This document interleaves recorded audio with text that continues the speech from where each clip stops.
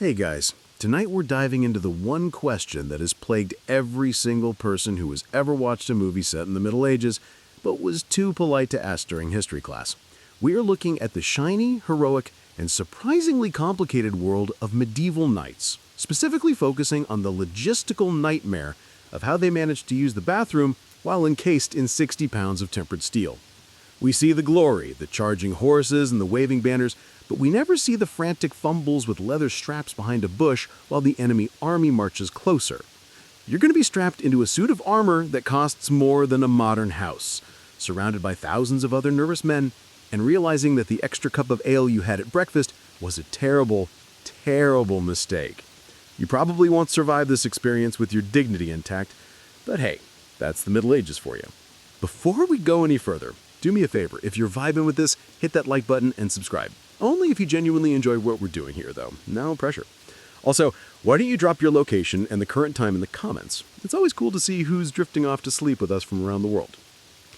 All right, dim the lights, maybe turn on a fan for that soft background hum, and let's ease into tonight's journey together. You are standing in a muddy pavilion, the morning mist clinging to the grass like a damp gray blanket. The air is cold, the kind of cold that seeps through the canvas walls of the tent and settles into your bones, making you shiver before you've even started the day. It's early, barely past dawn, and the camp is alive with the muffled sounds of waking men.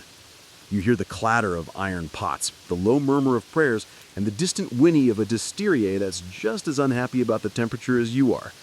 But you don't have time to appreciate the atmospheric gloom. You have a job to do. You are a man-at-arms, a knight of the realm, and today there is a battle to be fought. But first, you have to get dressed. This isn't like pulling on a pair of sweatpants and a hoodie. This is an architectural project.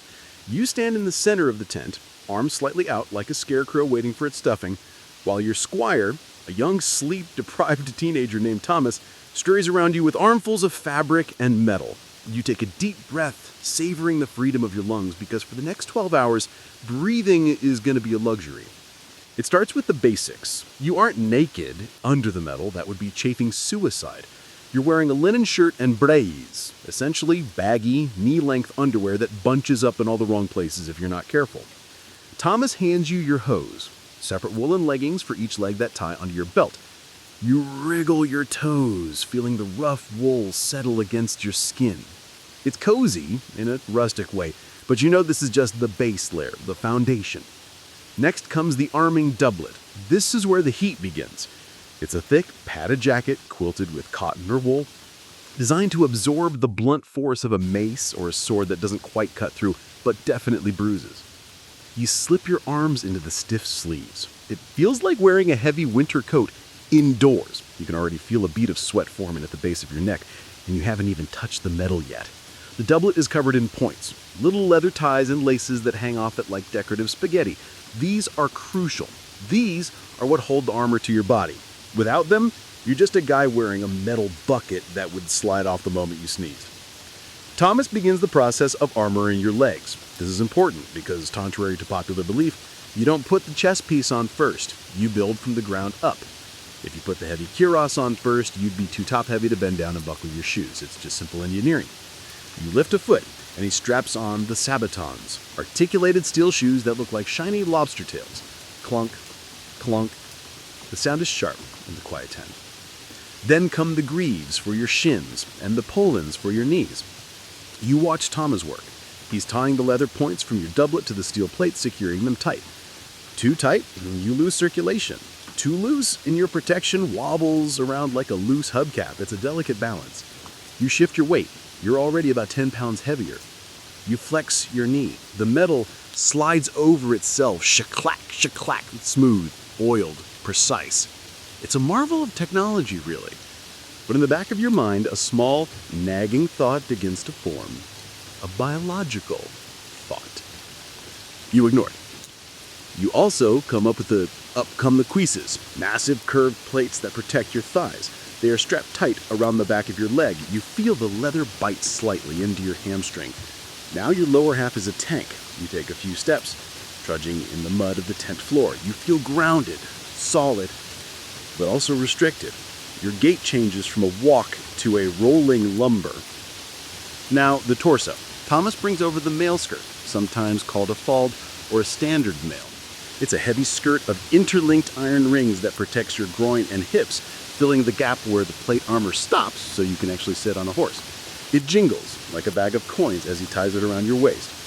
It's heavy, dragging down on your hips. And here is the first major logistical hurdle. This isn't a pair of pants with a zipper. This is a heavy curtain of metal rings hanging over your linen underwear, tied securely to your padded jacket, which is tied to your leggings. To access anything down there, you have to navigate layers of defense designed specifically to keep sharp objects out, which unfortunately means they're very good at keeping hands out. But you're not thinking about the bathroom yet. You're thinking about glory, or maybe just survival. Thomas lifts the breastplate. It's the centerpiece. The globose chest rounded to deflect arrows. He places it over your head. The weight settles in on your shoulders instantly. It's a sudden, crushing presence like an overly affectionate giant giving you a hug that lasts forever. Your center of gravity shifts. You have to widen your stance just to stay balanced. Historians still argue whether the average knight could do a somersault in full kit. Some say yes, pointing to the incredible articulation of late 15th century Italian armor. Others suggest that while you could move, you definitely didn't want to do gymnastics in the mud while people were shooting at you. But standing here, you feel more like a turtle than a gymnast. A very dangerous, very expensive turtle. Finally, the pauldrons for your shoulders, the van braces for your arms, and the gauntlets for your hands. Thomas ties the final nuts. You are sealed in. You are hermetically separated from the world. You look at your hands, encased in steel mittens. You try to scratch your nose, but you can't. The metal just clanks against your face. If you have an itch, it's going to stay itched until tonight. This entire process has taken about 45 minutes, maybe an hour, and you aren't even on the horse yet.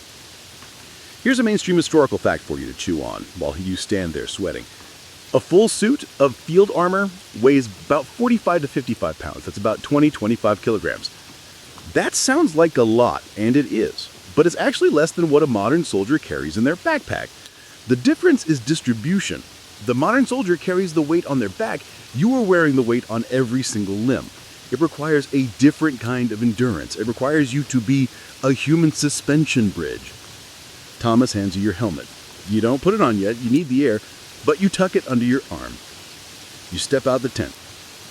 The cold air hits your face, contrasting sharply with the sauna environment you created inside your suit. The camp is bustling now. Men are shouting, horses are stamping. You walk towards the assembly point. The movement warms you up.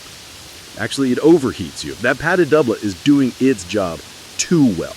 It's trapping your body heat. You can feel a trickle of sweat running down your spine, a place you cannot reach, cannot wipe, cannot comfort. You meet up with your unit.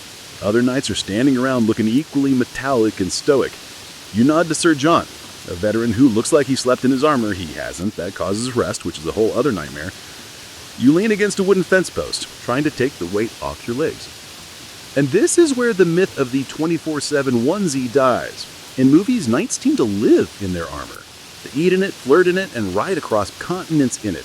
In reality, you only put this stuff on right before the violence starts. You wouldn't wear this to dinner, you wouldn't wear this to travel. It's simply too exhausting. But today is battle day, so you're stuck in it. And now the waiting begins. Warfare is 5% fighting and 95% standing around wondering when the fighting will start. You stand there for an hour, then 2. The sun climbs higher, the mist burns off, the day gets warmer, the metal heats up just a little, radiating that solar warmth, and you are a baked potato wrapped in foil. You drink some water from a skin Thomas brings you. Then you drink a little more because you're sweating so much. It's a natural reaction. You're dehydrated. You need fluids. But then the inevitable biology of the human body kicks in. Maybe it was the nervous energy. Maybe it was the cold morning air on your kidneys earlier. Maybe it was that second cup of weak wine. But you feel it. The pressure. It starts as a whisper. A gentle reminder from your bladder. Hey, buddy, just checking in. You ignore it. You are a warrior. You are a vessel of chivalry. Vessels of chivalry do not need to pee. Another hour passes. The commanders are arguing about terrain or waiting for the archers to find their spare bowstrings. The whisper becomes a conversation. Seriously, though, we're getting kind of full down here. You shift your weight from one ironclad leg to the other. Clank, clank. You try to think about dry things, sand, deserts, dust. It doesn't work. You think about the river running near the battlefield. That's worse. Much worse. You look around at the other knights. Are they feeling this? They must be. Sir John looks stoic, but is that a grimace of determination, or is he also calculating the fluid dynamics of his own bladder? You can't ask. "Hey, Sir John, do you have to tinkle?" is not a sentence that makes it into the history books. It ruins the vibe. The pressure builds. It moves from a conversation to a shout. Your bladder is now the commander of your body. It is screaming. And you realize, with a sinking heart, that you are trapped. You are wearing a puzzle tied with knots you can't reach, covered by a skirt of mail you can't lift easily, blocked by a saddle if you mount your horse. You do the math. To get out of this, you need Thomas. You need to find him, have him untie the breastplate, lift the fold, undo the points. It's a 10-minute operation minimum. And the trumpets could sound at any moment. If the charge is called while you are half naked behind a supply wagon, you will go down in history not as a hero, but as the guy who got caught with his breeches down. So, you stand there. You clinch. You sweat. The shiny trap has snapped shut. You are a powerful, armored killing machine defeated by 12 ounces of water. And as the trumpet finally blasts, signaling the formation of the lines, you realize that the battle ahead is going to be difficult, but the battle within your own armor is going to be legendary. The trumpet blast that sent your heart into your throat turns out to be a false alarm. It wasn't the charge and die signal. It was just the everyone shuffle 200 feet to the left signal. The army is repositioning. This gives you a window, a small golden window of opportunity. You look at the tree line about 50 yards away. It's risky, leaving the formation, but the alternative is wetting yourself inside a steel oven, and the social stigma of smelling like a latrine before you even swung a sword is enough to make you move. You signaled to Thomas, your squire, but he's currently wrestling with your horse, a massive beast named Thunderbolt, who has decided that now is the perfect time to try and eat a shrub. Thomas is occupied. You are on your own. You trudge toward the bushes, your sabotones crunching on twigs and leaves. The walk is awkward. Remember, you have metal plates strapped to your thighs and shins. You walk like a toddler wearing a snowsuit made of kitchenware. When you finally find a semi-private spot behind a large oak tree, you are faced with the engineering challenge of the century. In the modern world, we take zippers for granted. We take elastic waistbands for granted. You have neither. You are wearing a fortress. First, the hands. You look at your gauntlets. They are masterpieces of articulation, with overlapping plates protecting every finger. They are great for holding a sword hilt or punching a viscount in the face, but they are terrible for fine motor skills. You cannot untie a drawstring with steel lobster claws. You have to take them off. You slide the gauntlets off, tucking them under your armpit because the ground is muddy and you don't want to get dirt in the mechanisms. Now, you are a knight with bare hands. This feels wrong, like being a turtle without a shell. You feel vulnerable, but you have a mission. You look down at your waist. The primary obstacle here is the fold. This is the skirt of steel hoops that hangs from your breastplate to protect your hips. It's solid. It doesn't bend up easily. Underneath that is the skirt of mail, the chainmail netting that covers the gaps. Here is where Hollywood lies to you. In the movies, armor seems to have convenient flaps. In reality, you have to hike this stuff up. You grab the bottom of the mail skirt. It weighs about 15 pounds. You haul it up, gathering the cold iron rings in your hands, bunching them up against the steel breastplate. It's loud. Ching ching, scrunch. If there is an enemy scout nearby, you sound like someone shaking a bag of silverware. You are now holding a heavy bundle of metal with one hand against your stomach. This leaves you with one hand to navigate the layers underneath. You are wearing the arming doublet, which extends down a bit, and the hose, the leggings, and finally, the braise, the linen underwear. Historians still argue whether late medieval braise were designed with a fly or if they were just voluminous enough to maneuver fabric out of the way. Most evidence suggests that by the 15th century, as outer garments got tighter and shorter, the engineering of the underwear had to get more precise. But right now, standing in the cold air, wrestling with a linen drawstring that has been knotted tight to keep your leggings up, you don't care about the history of fashion. You care about physics. You manage to loosen the drawstring. You find the necessary anatomy. And you finally, mercifully, release. The relief is spiritual. It's the best thing that has happened to you all day. But even this simple act is fraught with danger. You have to be careful about the angle. You are wearing a breastplate that sticks out over your chest like the prow of a ship. If you look down, you can't actually see your feet. You're operating blind, guided only by hope and proprioception. And there is a very real danger here. Splashback. Here is a quirky tidbit for you. Urine is, mildly speaking, corrosive. It contains salts and ammonia. Your armor is made of iron or steel. Iron loves to rust. If you are careless and splash your own greaves, the shin guards, or the edges of your mail skirt, you aren't just making a mess. You are actively damaging your equipment. Rust spots on armor are the bane of a knight's existence. They have to be scoured off with sand and vinegar and oiled constantly. If you pee on your own armor, you are creating hours of work for yourself, or more likely for poor Thomas later that night. So, you adopt a weird wide-legged stance, leaning forward like a skier going down a hill, trying to project the stream as far away from your expensive metal legs as possible.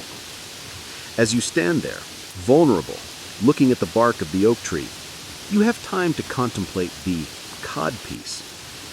In the earlier medieval period, you just had the mail skirt, but as plate armor evolved and the skirts got shorter to allow for riding horses more easily, the gap between the legs became a serious weak point. You have major arteries in your inner thighs.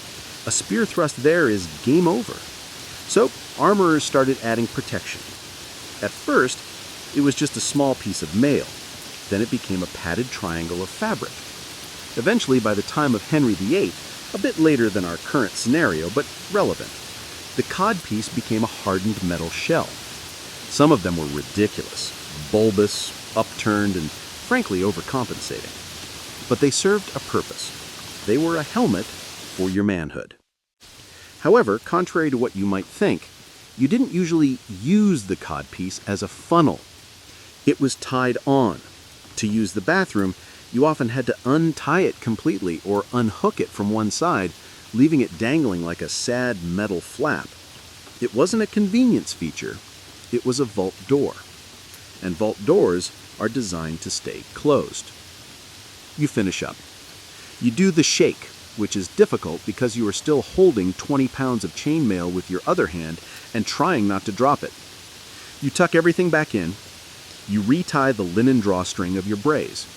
This is hard because your fingers are cold and the knot is fiddly. You realize you probably didn't tie it tight enough, which means your hose might start sagging halfway through the battle, but there's no time to fix it now. You let the mail skirt drop. Clatter. You smooth it down. You pick up your gauntlets from your armpit.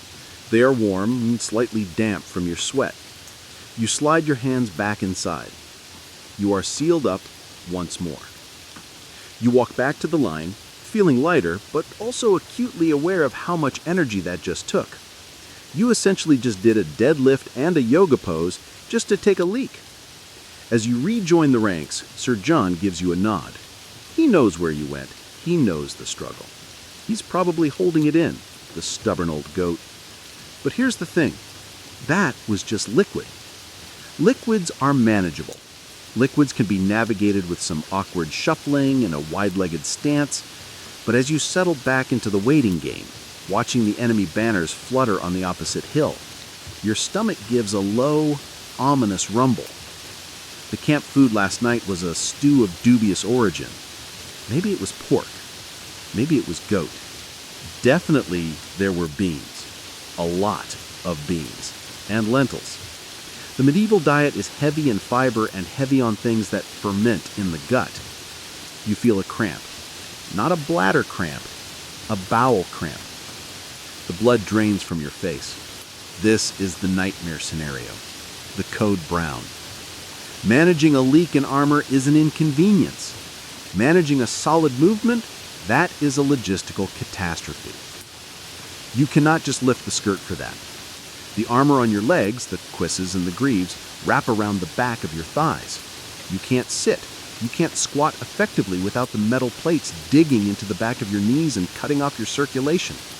To properly use a latrine, you effectively have to take the bottom half of the suit off. You look at Thomas. He is tightening the girth on Thunderbolt. He looks busy. You look at the enemy. They are starting to bang their shields with their swords. The noise is like thunder rolling across the valley. The battle is imminent. You do not have 20 minutes to strip down. You clamp your muscles tight. You pray to St. George, the patron saint of knights, and perhaps St. Fiacre, the patron saint of hemorrhoids and bowel issues. Yes, that's a real thing. You realize that you're about to face the enemy while fighting a desperate rearguard action against your own digestion. Most history books focus on the clash of steel, the tactics of the flank, the heroism of the charge. They rarely mention that a significant percentage of the men on that field were desperately trying not to soil themselves. But the reality of the medieval battlefield was visceral, smelly, and gross. And as the first arrow flies, arching high into the gray sky, you realize that survival today isn't just about dodging spear tips. It's about containment. The arrow that arched into the gray sky lands with a wet thwack into the mud about 10 feet in front of you. It's a ranging shot, a warning. The battle is starting, and your stomach is still doing somersaults that your armored body physically cannot. You have entered the emergency procedure phase of the day, but unlike a fire drill, there is no orderly exit. There is only the grim reality of biology colliding with metallurgy. You met out Thunderbolt. This is an ordeal in itself. The saddle is high, designed to hold you in place during a lance impact. As you settle into the seat, the high cantle, the back of the saddle, presses firmly against your lower back and the exit strategy for your current problem. The pressure increases. The vibration of the horse as he trots into formation sends shockwaves through your intestines. You are now facing what soldiers throughout history have faced, the dysentery disaster. Dysentery was the biggest killer in medieval warfare. Far more men died from pooping themselves to death in camp than ever died from a sword to the face. King Henry V, the hero of Agincourt, died of dysentery. It's a bacterial infection that turns your insides to water. And even if you don't have full-blown dysentery, the camp flux, generic diarrhea caused by bad water and stress, was rampant.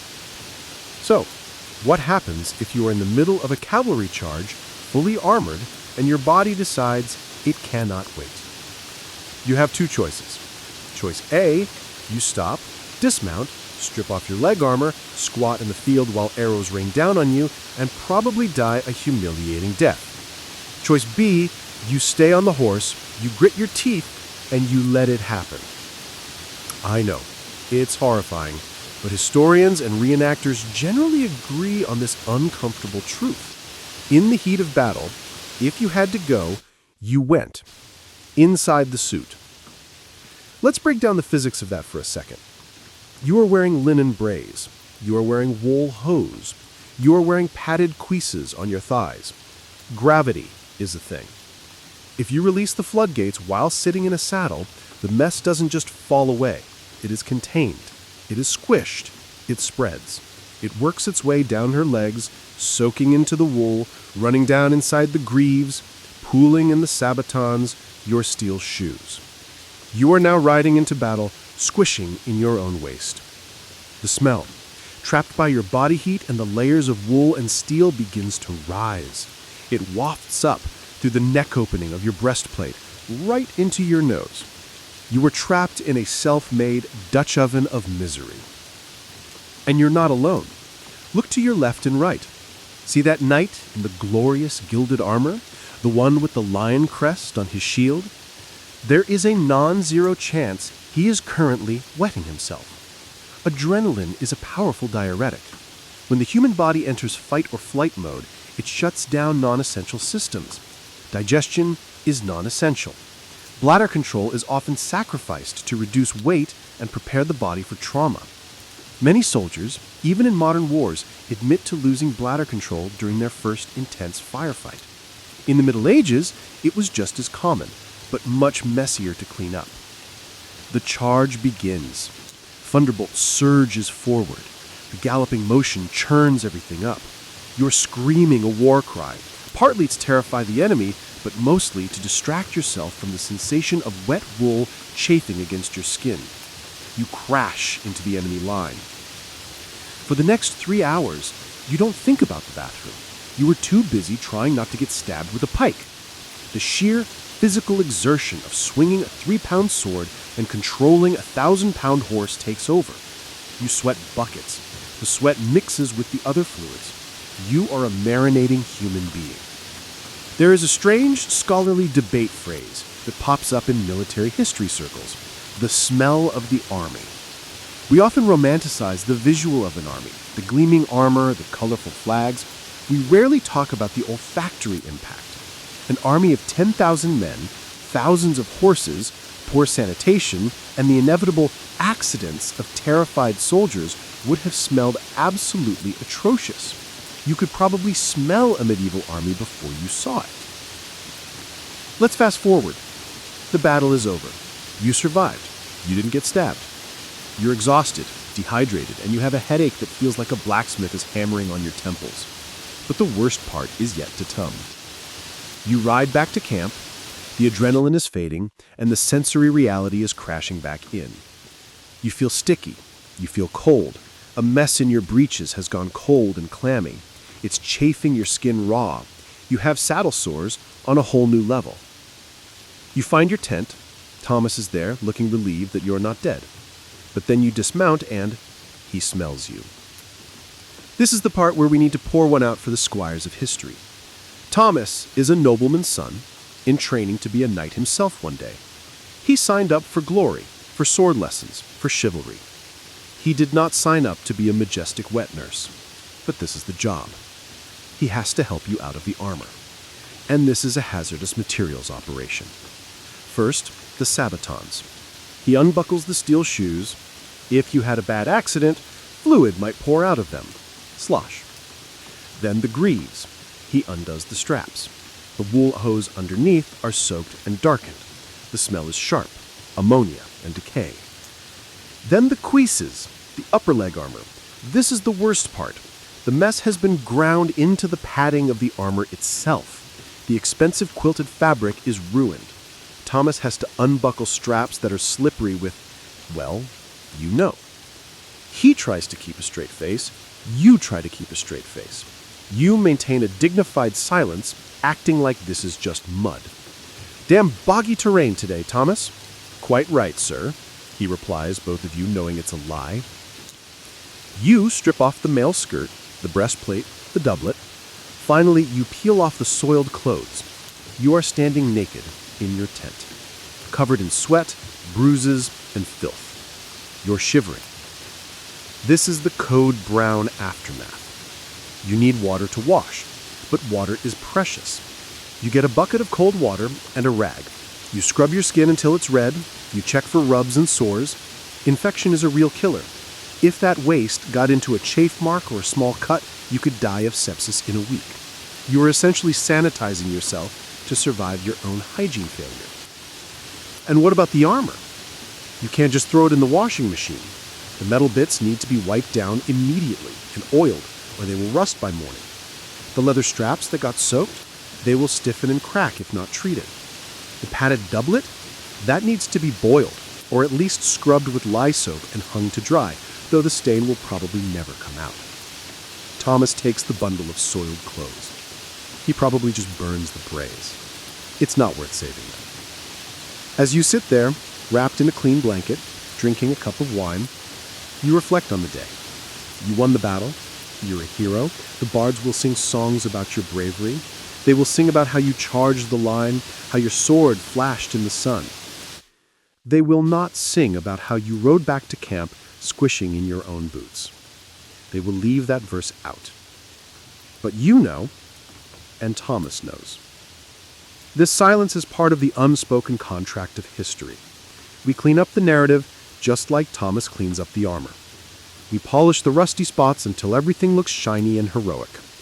But beneath the plate, beneath the mail, there was always a human being, messy, biological, and prone to the exact same emergencies as you or I. And speaking of cleaning up, the night isn't over. The armor is off your body, but the consequences of the day are still lingering on the metal itself. You might be clean, but your suit, your livelihood, your protection is now a biohazard. And if you think the smell is bad now, just wait until the rust starts to set in. You are sitting on a folding camp stool, wrapped in a thick woolen blanket that scratches your neck, but you don't mind because it's dry.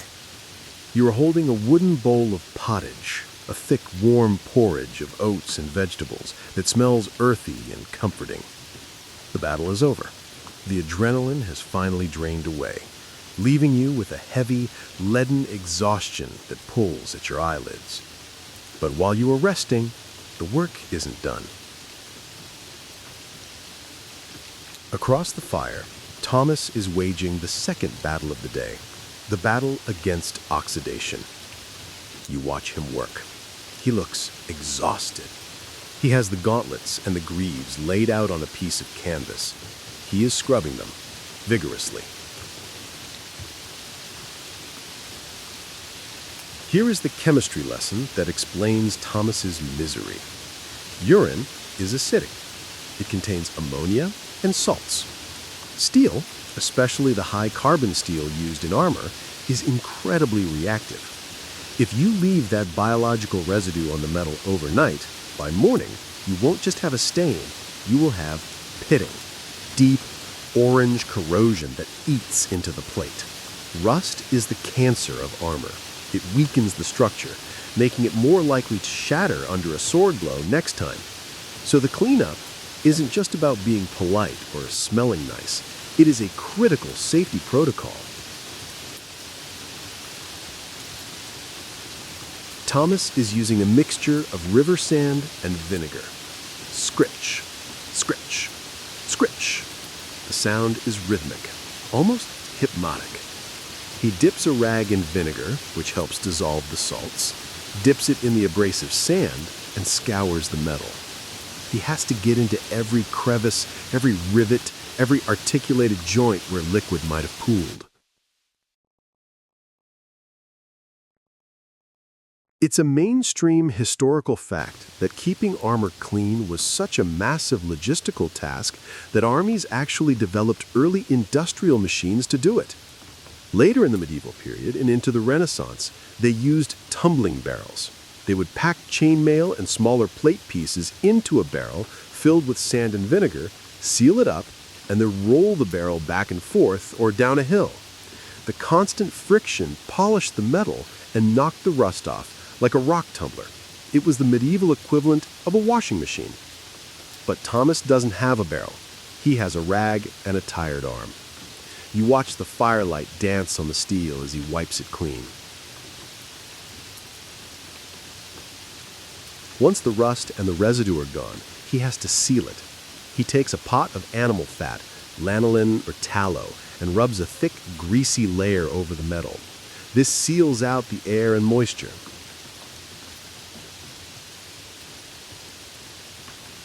So the smell of the camp shifts. It's no longer just the sharp tang of the latrines and the metallic scent of blood. It's the heavy, savory smell of rendered fat being smeared onto iron. It's the smell of wood smoke. It's the smell of wet wool drying by the fire. You take a bite of your pottage. It's bland, but it's hot. Let's talk about the reek. You are clean, relatively speaking. You washed with cold water. But the camp itself? The camp is a sensory nightmare. You have thousands of men and horses crammed into a few acres. The latrine trenches were dug on the perimeter, but in the chaos of the day, not everyone made it there. The mud is churned with refuse. Historians still argue about the concept of olfactory fatigue or nose blindness in the past. Did medieval people smell the stench the way we would? Some scholars argue that because strong odors were constant, tanneries, open sewers, livestock living in houses, the average person's baseline for gross was much higher than ours. They might not have noticed the smell of unwashed bodies because everyone smelled like unwashed bodies. It was just the background static of existence. But others argue that they absolutely did care. We have recipes for perfumes, rosewater baths, and sweet-smelling herbs to scatter on floors. We know they valued cleanliness when they could get it. So sitting here in this camp, surrounded by the funk of thousands of sweating men, you probably do mind. You just can't do anything about it. Here is a quirky tidbit for you, dripping with irony. While you are relieved that Thomas is scrubbing the urine off your armor, back in the city, people are collecting urine to clean things.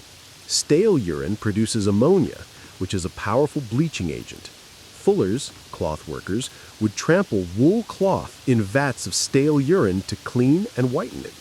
So the very substance that ruins your armor is the same substance that made your linen shirt bright white in the first place. The circle of life, medieval style. Thomas finishes with the greaves. He packs them away in a leather sack. He looks up at you, his face smudged with soot and grease. You nod at him. A silent thank you. You pour him a cup of ale from your jug. He takes it with two hands, drinking deep.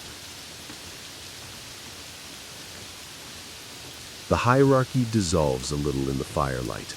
You are just two tired guys who survived a really bad day.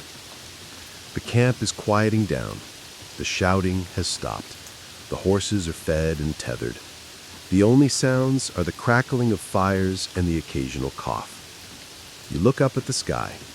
The clouds are broken and the stars are out. They're the same stars we see today, but brighter, unpolluted by city lights. They look cold and indifferent to the mud and the mess down here. You realize that the armor, that shiny trap you spent the morning wrestling into, is now just a pile of inert metal in a bag. It isn't you. You are the soft, fleshy thing inside it. You are the thing that breathes and eats and, yes, needs to use the bathroom. The myth of the knight is one of invulnerability, iron skin, tireless muscles, but the reality you live today was one of vulnerability. You were trapped in a shell that made the most basic human function a tactical crisis. You learned that heroism isn't just about charging the enemy. Sometimes, heroism is just holding it together, literally, until the job is done. You pull the blanket tighter. You are going to sleep on the ground tonight, on a bed of straw if you're lucky, or just on your cloak. You will wake up stiff. You will probably have to do this all over again tomorrow or the next day. But for now, the armor is off. The pressure is gone. You can breathe. You can stretch. You can walk to the latrine trench without needing an engineering degree. And that, my friend, is the greatest victory of all. Wind down. All right. Let's leave the muddy field behind. Let's leave the clanking iron and the smell of wood smoke and grease back in the 1400s. I want you to bring your focus back to right now, back to your room. Feel the surface you are lying on. It's not the cold, hard ground of a campaign tent. It is soft, it is supportive, it is designed for comfort, not survival. Take a deep breath. Inhale and exhale. Imagine that heavy suit of armor we talked about. Imagine the weight of the breastplate, the pinch of the pauldrons, the tightness of the leather straps. Now imagine unbuckling it all, piece by piece. The heavy helmet comes off. Your neck feels light. The breastplate is unstrapped. Your chest can expand fully. The heavy skirt of mail drops away. Your hips are free. The steel shoes are removed. Your feet can relax. Feel a wave of lightness washing over you, starting at the top of your head and flowing down to your toes. You are not encased in steel. You are wrapped in comfort. You are warm. You are safe. There are no trumpets blowing. There are no formations to hold. There is no squire waiting for orders. The only thing you have to do right now is let go. Picture that campfire we sat by, but watch it from a distance. See the orange glow fading into the darkness, becoming a small, warm ember in the night. The stars above are turning slowly, wheeling overhead in a silent, rhythmic dance. The world of knights and battles is fading into the pages of a history book, and that book is closing gently. Your breathing is slow, your body is heavy, but a good heavy, a sinking into the mattress heavy. Let the silence of the room wrap around you like a soft, clean blanket. No rust, no noise, just